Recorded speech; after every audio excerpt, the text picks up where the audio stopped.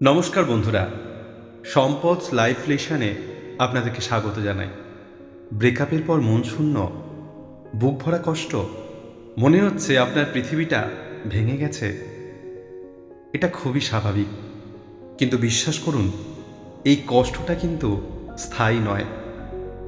আজ আমরা 7টি এমন ধাপ নিয়ে কথা বলবো যা আপনাকে এই অন্ধকার গহ্বর থেকে টেনে বের করে আনবে এবং আপনার জীবনের সবচেয়ে শক্তিশালী মানুষ হিসাবে আপনাকে গড়ে তুলবে।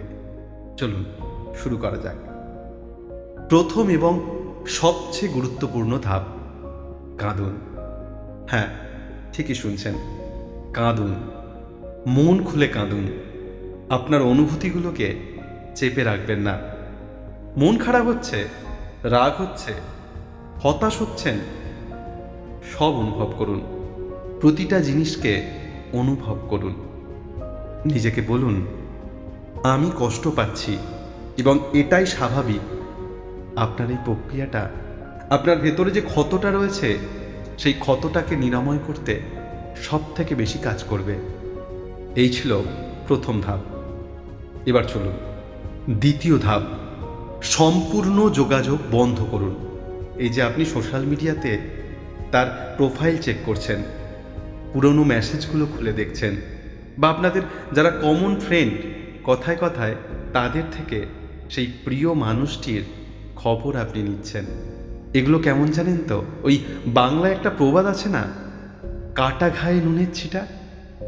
এখানে কিন্তু অন্য কেউ আপনার কাটা ঘায়ে নুনের ছিটা দিচ্ছে না, আপনি নিজেই আপনার কাটা ঘায়ে নুনের ছিটাটা দিচ্ছেন।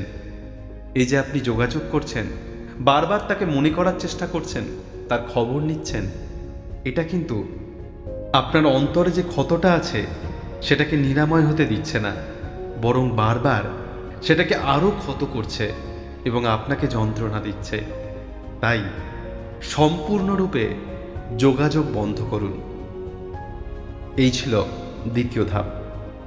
এবার চলুন তৃতীয় ধাপে যাওয়া যাক।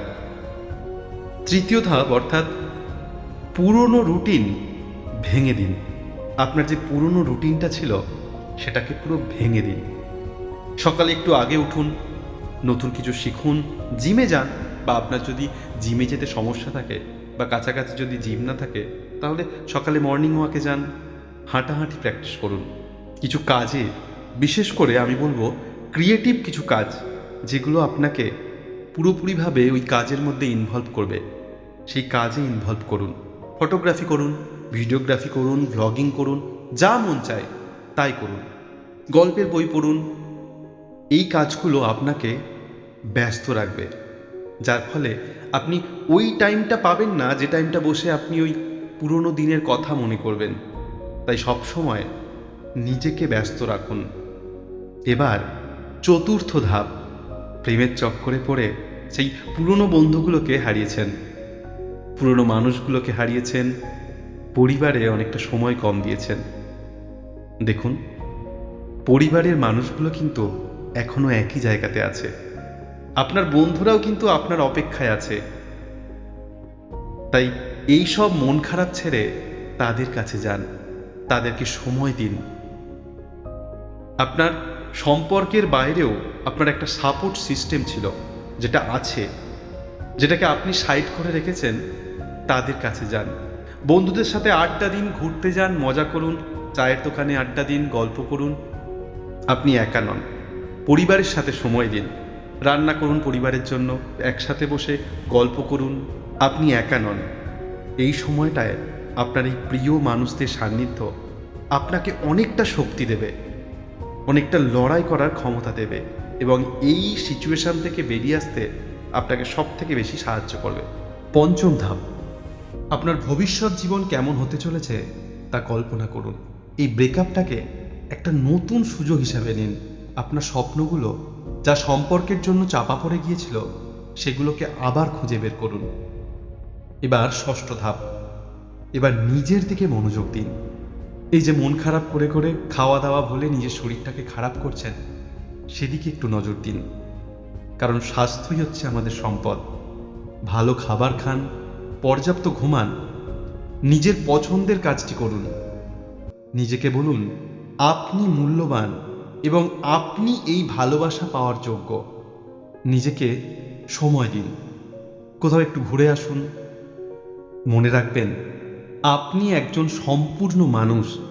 আপনার মূল্য শুধু একজনের উপর নির্ভর করে না। এই 7টি ধাপ আপনাকে নতুন করে শুরু করতে সাহায্য করবে।